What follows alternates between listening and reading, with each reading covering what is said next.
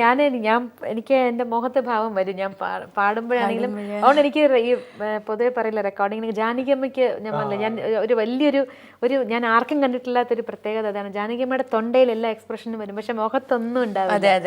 എനിക്ക് അങ്ങനെയല്ല. എനിക്ക് എന്തെങ്കിലും തൊണ്ടയിൽ വരണമെങ്കിൽ എന്റെ മുഖത്തും അത് വരും. ഇപ്പൊ കരച്ചിലാണെങ്കിൽ എന്റെ മുഖം ഇങ്ങനെ ആയാലും എനിക്ക് കരച്ചില് ഭാവം വരുള്ളൂ. ജാനകിയമ്മയുടെ കാര്യം പറഞ്ഞപ്പോഴാണ്, ജാനകിയമ്മയായിട്ട് വളരെ നല്ല ബന്ധമുണ്ട് ചേച്ചിക്ക് അല്ലേ? പലപ്പോഴും ജാനകിയമ്മ തന്നെ ചേച്ചിയെ പറ്റി വളരെ സ്നേഹത്തോടെ പറഞ്ഞിട്ടുള്ളത് വായിച്ചിട്ടുണ്ട്. എങ്ങനെയാണ് ആ ബന്ധത്തെക്കുറിച്ചൊന്ന് പറയാമോ?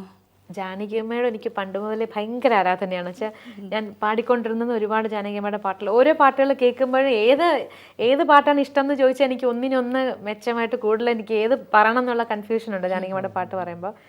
ആദ്യമായിട്ട് കാണണമെന്ന് ഭയങ്കര ആഗ്രഹം ഉണ്ടായിരുന്നു, പക്ഷെ എങ്ങനെ എവിടെ വെച്ചെന്നുള്ള അറിഞ്ഞുകൂടാണ്ടിരുന്ന ഞാൻ മദ്രാസിൽ പോയ സമയത്ത് ഈ ജാനകിയമ്മയുടെ വീട്ടിൽ പൂജ വയ്പ്പില്ലേ, നമ്മുടെ നവരാത്രി സമയത്ത് കൊലു വയ്ക്കും. അപ്പൊ കൊലു വയ്ക്കുമ്പോഴത്തേക്കും അവിടെ അപ്പൊ ആർക്ക് വേണമെങ്കിലും പോവാം, നമ്മളെ ഇൻവൈറ്റ് ചെയ്യണം എന്നില്ല.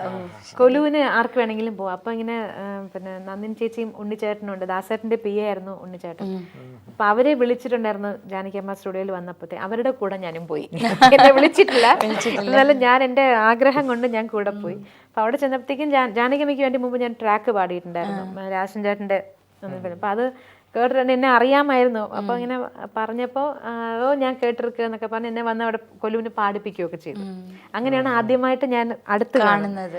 അതിനുശേഷം പിന്നെ പല പല പ്രോഗ്രാംസിനും പിന്നെ ജാനകിയമ്മ കമ്മിറ്റിയിലുള്ള 1-2 ഓർഗനൈസേഷൻസ് ഉണ്ട്, മദ്രാസ് തെലുഗു അക്കാഡമി.